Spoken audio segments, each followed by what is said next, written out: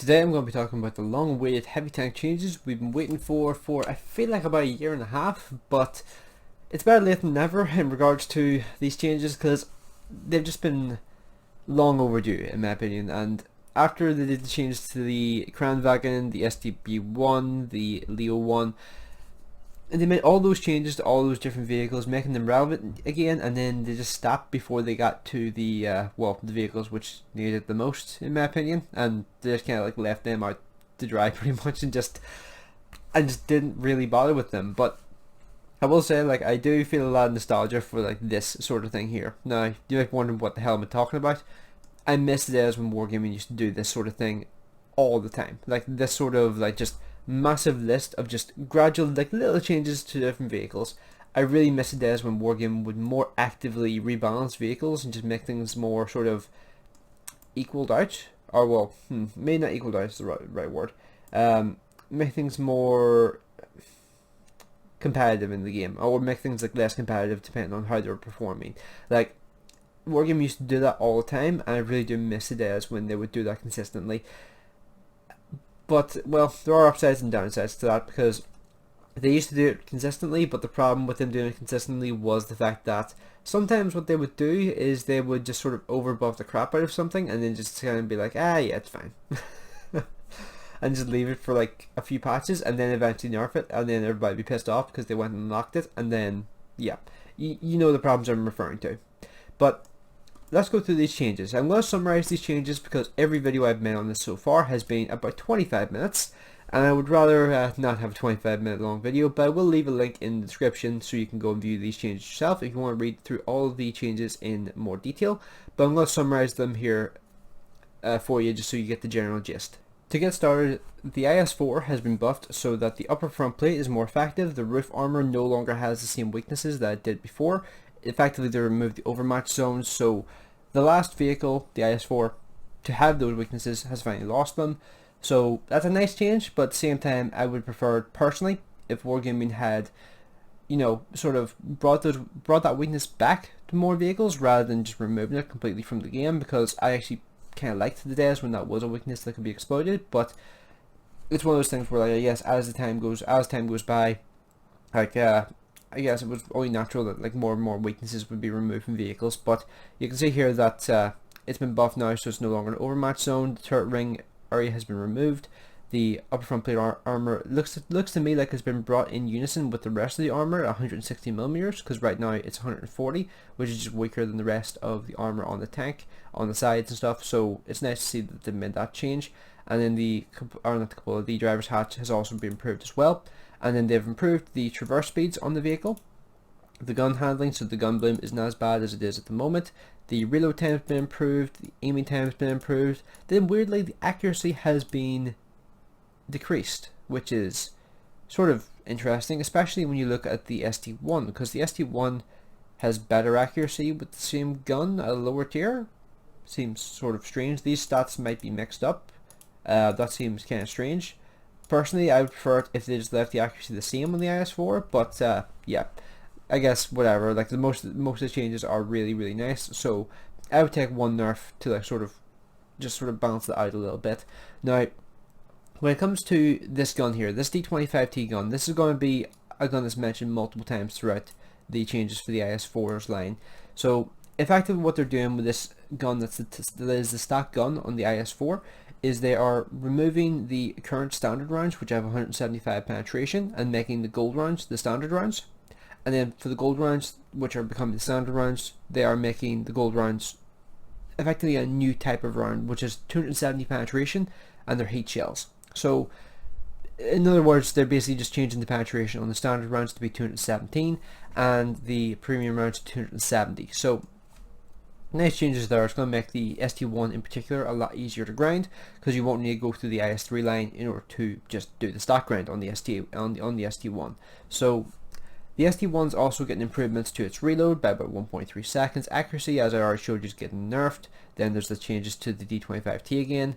KV4, the main changes to focus on for that, because the majority of the changes are to do with that D25T gun again. Reloads can be improved by 1.3 seconds on the 107mm 320 alpha damage 227 penetration gun. 0.6 seconds faster zero point 0.6 seconds faster aiming time, and 0.02 seconds better accuracy as well, better stabilization, and gun mount armor improved as well. But personally, the KV4 is in pretty shitty position right now because it has a lot of armor, but the armor's all flat, and the problem with that is that now you're in a situation where the KV4 has 180mm of frontal turret armor, and well, you have a T44 which has 190 penetration, or 190, well, it has 190 frontal turret armor, and well, that's just better than the KV4's armor because it's a smaller target and it's more difficult to penetrate because it's got more armor. So I do think the KV4's armor in general does need to be buffed on the turret. And then D25T, this is the 175 penetration version of the gun, is getting improved in terms of its usability on the KV3, as well as gun mallet armor improvements. So the IS-4 line, for the most part, I like the changes. I like that they're not making the lower front plate, as an example, overly strong, because, well, I like having weak points on vehicles. I do like these changes for the most part. It's just the accuracy changes are a bit questionable. So on to the E100 line changes. Now, the E100's armor, I'm just going to go over here quickly just to get it out of the road. The armor on this sort of flat armor section here at the bottom of the turret, this is actually an area I would exploit in tank destroyers all the time, is being changed from 250 to 310mm, which is going to make that a lot more tanky than it is at the moment. And then the actual turret face is being improved by about 23mm, and the bar on the roof of the turret is being improved by 50mm as well. So this change here is the one which I'm sort of questioning, because that change seems kind of unnecessary, because it's still going to be a weakness to pretty much all the vehicles which it can come up against, other than, well, tier 8 like light tanks, and I think some tier 9 light tanks as well. So it seems kind of an unnecessary change, but I guess we'll have to see how that plays out. But pretty much to summarize the changes for the German line. Now, my assumption for these changes, just to look at the E75 as an example, and the Tiger 2 and the Tiger 1, they're saying that the alpha damage on the L71mm gun is being changed from 240 to 280. My assumption is that will just be for this line. I'm not expecting the Panther 2, as an example, to suddenly have 40 extra alpha damage on its L71 gun, and then just 40 extra alpha damage on the L71, and then 240 alpha damage on the L100. I don't expect that to be the case.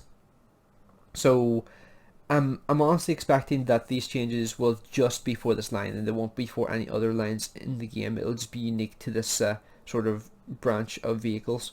So you can see here that the 128mm gets 40 extra alpha damage, the 205mm get 40 extra alpha damage, and the 88mm L71 gets 40 extra alpha damage. So it makes the line a bit more focused on the alpha damage, which makes sense.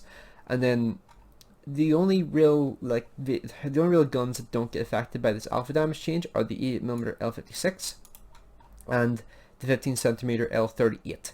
So those are the only two guns that don't get affected by this alpha damage change, but it's a nice change, going to make the tanks a bit more potent.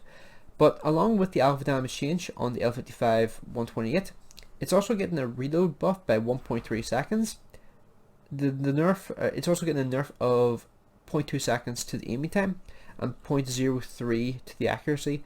The accuracy change is honestly the one that's kind of confusing me, because looking at that, I think that will mean that the accuracy on the 128 L55 is going to be worse on E100 than it is on the E75, because there's no mention of a nerf to the 128mm on the E75. So the accuracy change seems kind of arbitrary, and if you were just taking into account these changes here, I would say the L55 gun could have been a damn usable gun, but this change here kind of kills it. So it'll be interesting to see how exactly that works out. But the aiming times also be improved on the L38 15cm gun, as well as the turret improvements which I showed you. And then for the E75 is getting the buffs to the damage outputs for all the different guns which the Tiger 2 and Tiger 1 are getting. And it's also getting 30 extra health on the stock turret and on the upgraded turret. The traverse speeds are being nerfed from 36 degrees on the stock suspension to 28. And 39 degrees on the upgraded suspension to 30 degrees on the upgraded suspension. So the E75 is getting some nerfs, and they are improving the frontal turret armor on the tank apparently. But one thing which I would like to see them do, just to counteract that that change in hull traverse speed a little bit is buff the turret traverse speed a little bit by like maybe 4 or 5 degrees, just in order to make it a little bit more sort of usable, because that's always been the main flaw of the E75. And if you're going to nerf the track traverse, which made up for it, then I wouldn't like. I think it would be necessary just to buff up the turret traverse speed just a little bit to make it a bit more usable. So that's just my opinion on that. Now, the alpha damage changes maintain across Tiger 2 and Tiger 1, as I mentioned, and you can see that the actual handling for the 88mm L71 is the change. Is the same across the Tiger 1 and the Tiger 2. So effectively, the way the gun handles on the Tiger 1 will be the same on the Tiger 2. So I actually think this alpha damage change will be beneficial to the Tiger 2, but for the Tiger 1, I question if that's going to make the tank better or worse, and I'm going to be curious to see exactly how that tank is impacted by these changes, because I think that tank was already in a pretty decent place, and it'll be interesting to see how exactly it performs after these changes go through.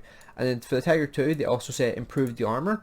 There's no specifics on that, but I would assume if they're saying improve the armor, it's probably almost just a universal change to the armor, because it really does need it at this point, because the armor on the Tiger 2 is just nowhere near up to par, and it's pretty much like a tier 7. I mean, we have literally a tier 7 Tiger 2 in the game now, and its armor works fine at tier 7. So the fact that a tier 8 has the same armor as a tier 7, and the tier 7's armor doesn't feel overpowered, really shows how weak it is at tier 8. Hopefully that makes sense. Hopefully that wasn't too sort of roundabout an explanation. And you can also see that the gun mantlet armor on the Tiger 1 is being improved. And then for the VK36, it's getting some minor changes. Accuracy is being improved on the L56, stabilization is being improved, reverse speed is being improved by 2 kilometers an hour. It says degrees per second here, but it says reverse speed, so that's kilometers an hour that's supposed to be. And the HP pool on the upgraded turret is being changed to 1200, and on the standard turret 1100. So this thing's going to have pretty much the health points of say like an IS, only 30 off of it, at tier 6. So that's going to make this tank really tough to deal with for tier 6s. So that's going to be an interesting change to see. I'm going to be intrigued to see exactly how that vehicle performs after those changes. But overall, for the E100 line, I think these changes are interesting. I really am looking forward to the Tiger 2's changes, as well as seeing how the Tiger 1 handles after these changes. But the change to the 128mm gun on the E100, I think is a bit weird. But the armor improvements and all, assuming they're all going to be sort of similar to this, I think will be good for the line and making the line a little bit more sort of potent. Because right now the line has kind of fallen off. Even though everybody pretty much these days has played through the E100 line, the E75 and the Tiger 1 stood the test of time, but the rest of the vehicles line just really didn't hold up in today's game. Finally, we are on to the Americans, which have the least number of changes, but I do think the changes will be pretty major to this line and actually making it so that this line is actually visible in the game again. Because, well, the T110E5 is getting a 1.2 second reload buff, which will be nice. The dispersion on the guns being improved as well. The side armor apparently near to the front rollers is being improved. Now, I'm assuming that is lower side armor. I'm not sure which wheels they're referring to. Are they referring to the wheels which are on the sort of upper part of the hull armor, or the lower part? Because either way, I don't think that'll break the game. I think that should be okay for the most part. I imagine that's probably just like behind the front drive wheel or something like that. But I think the T110E5 should become a lot more sort of usable with the reload improvement and the improvement to its gun handling. Next up is the M103. The M103 is getting an improvement to its reload time as well, kind of like the M103, or kind of like the T110E5. The 105mm on the M103 is being buffed in exactly the same way it's being buffed on the T32, which is nice to make it a lot more usable than it was before. And it's also getting improved gun stabilization. But the crucial thing is the turret armor is being improved. Now, this is a big thing for the M103, because the entire tank was basically a weak point. So it would be nice if it effectively had a turret which was able to sort of counteract the crapness of the hull. So it'd be nice to see this vehicle actually be relevant in the game again, because there was a period once where this tank was actually pretty damn solid, but these days it's just been sort of just left behind the curve, and it just never really has been relevant in the last, I would say, probably like 5 years. So yeah, it'd be nice to see that tank actually perform well again. And I think improvements to the turret as a whole would be necessary, because the cupola on the top is easy to penetrate, the roof armor is easy to penetrate, the side armor of the turret is easy to penetrate. The only area you can't penetrate really reliably is the front turret, and even that is able to be penetrated by tank destroyers sometimes. So yeah, that tank needs some serious buffs to the turret, and I would honestly say the hull as well, but even if it's just the turret, a buff to that tank's armor in some shape or form will be nice. And then for the T32, as I mentioned, it has the same changes to the 105mm gun as the M103, which will make that tank a lot more potent than it was before. So the penetration change from 198 to 208mm, I think they deliberately kind of sort of held back a little bit when it came to that, for one very important reason, and that is that the T32 has absolutely godlike turret armor, and that's one of the few things which hasn't really been power crept in the game.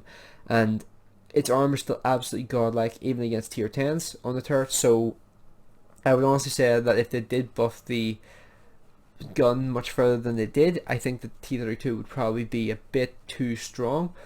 So I'm curious to see if the changes are enough for the T32 or if they're too much, because the T32 is one of those vehicles that's very hard to balance because it's so good at this one thing of just going hold down and just being like, and just like holding a position just non-stop. That's just like the T32's thing, and I'd be curious to see exactly how those changes play out for that vehicle. So the Americans have far less changes than the other vehicles, but I do think the changes that they are getting will make them a lot more usable than they are at the moment, because right now they are kind of in a situation where they've been left behind as well, because the Super Conqueror line was able to do everything they could do, just better. So it'll be interesting to see exactly how they perform after this year, because I'm looking at these changes and I'm thinking that the T110E5 line will be probably a bit more rate of fire orientated than the English line is at the moment, because the armor's not going to be quite as good as the Super Conqueror line, like ever. I just don't really see them ever being on par with the Super Conqueror line in terms of armor, so I'm expecting them to have guns which are a bit more powerful because of that there. That would be my assumption at least. So yeah, I do think these changes should be good, but I would need to double check the exact performance of the Super Conqueror line in comparison to it. But I do think these changes look good, at least as a starting point for the T110E5 line. They may require more changes than that, because that line has been kind of like, as far as lines that have been power crept, I would say that these three lines are probably some of the worst power crept lines in the game, and the T110E5 I would say is probably equal with the E100 line in terms of power creep. So yeah, it'd be nice to see these vehicles actually be sort of relevant in the game again, because I do miss the days when the T32 was just an absolute just force of nature on the battlefield. It was awesome. And then the T125, I'm glad they're not bringing it back to its pre-nerf state, because the pre-nerf state on that tank was absolutely ridiculous. So I'm glad they're sort of conscious of that.